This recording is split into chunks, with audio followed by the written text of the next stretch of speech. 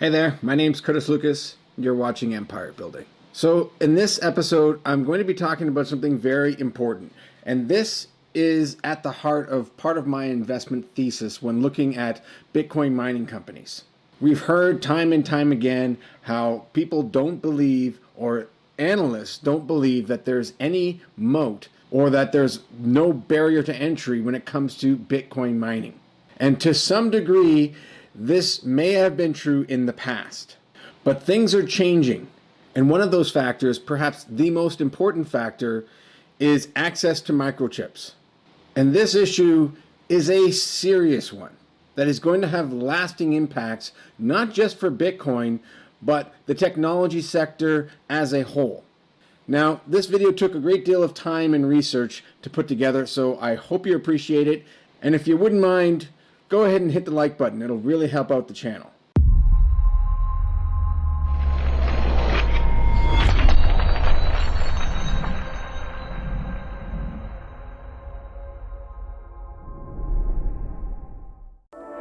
Consumer electronics, cars, medical devices, planes, smart appliances. Their common component? Chips. The auto sector has been hit hard, with car companies around the world pulling the brakes on production. Although they're not the only ones, makers of gadgets and popular electronics are feeling it too. And demand, linked to future uses, doesn't really look like it's about to slow. The global chip shortage has grown into a massive problem, and most of this was spawned as a result of the dramatic shift in consumer behavior.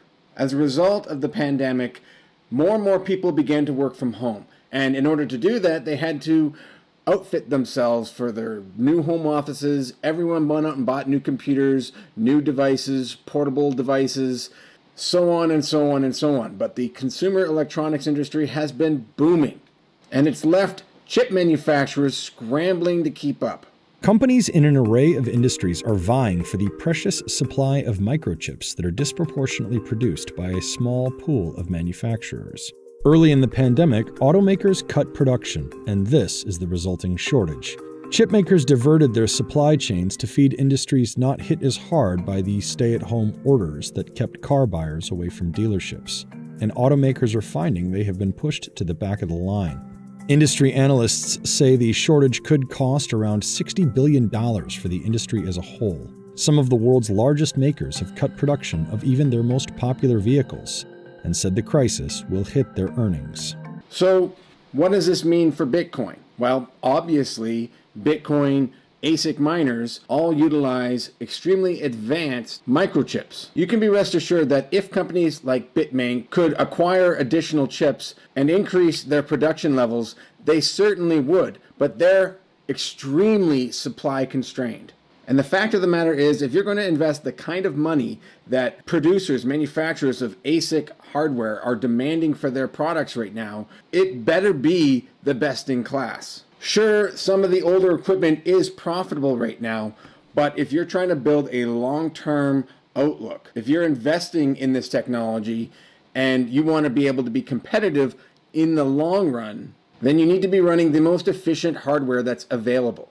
And this right here is the difference between what it took to be profitable mining Bitcoin 5 years ago versus today. In the early days of Bitcoin, you may have heard that you could mine it with a laptop. This is because in those days, the difficulty rate on the network was incredibly low. There wasn't a whole lot of people actively mining.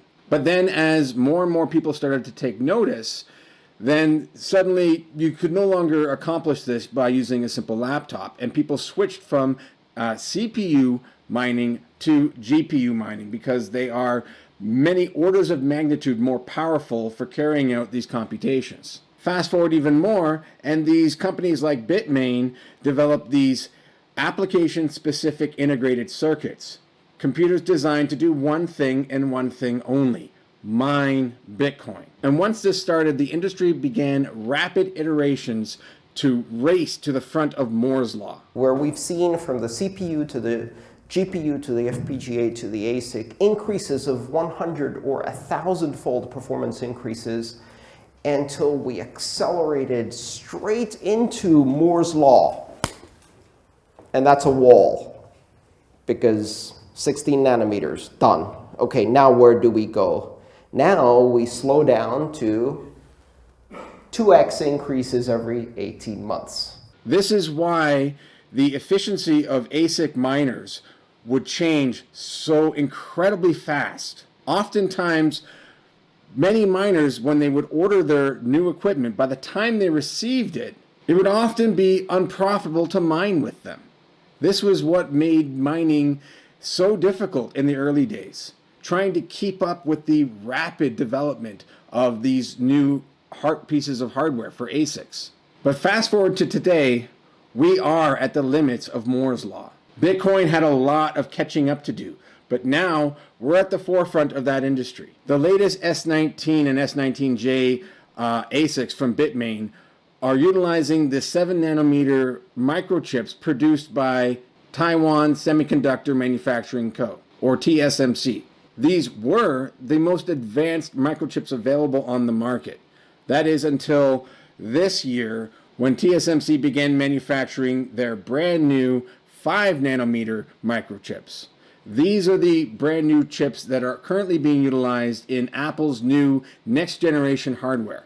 And this is where we get to the interesting part. The increase in efficiency that we'll see from this new generation of microchips will not be as significant as the increases we have seen in the past. The development of Bitcoin mining technology is going to slow down because now it's limited to the most advanced chips that are available. And manufacturing these chips is no small feat.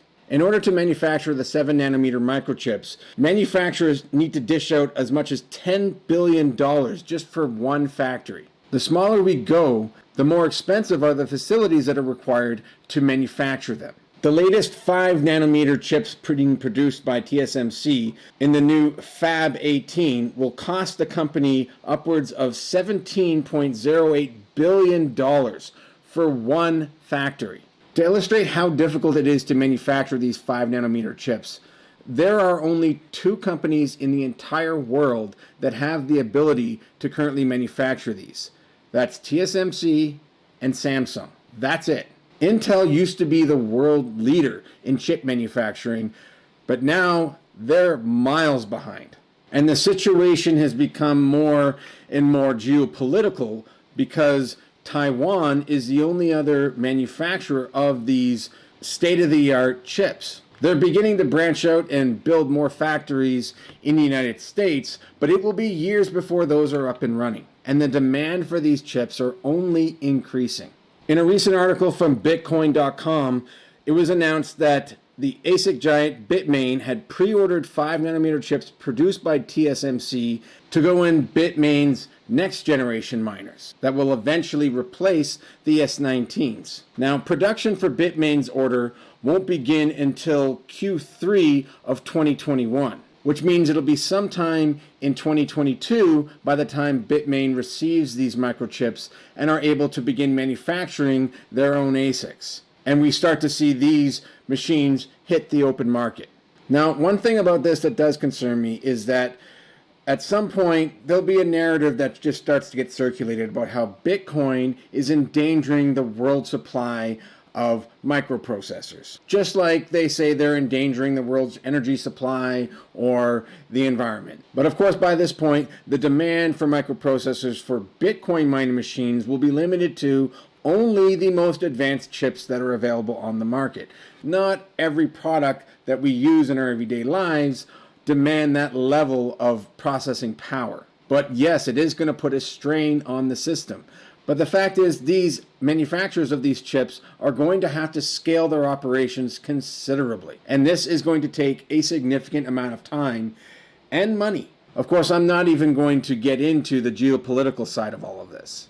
This chip shortage has led President Biden to declare this situation an infrastructure concern and rolled out a plan to invest billions of dollars into developing out manufacturing capacity over in the United States, because the reality is these chips are critical to allow the economy to continue to grow. So now that we know all of this, what does it mean for the Bitcoin miners?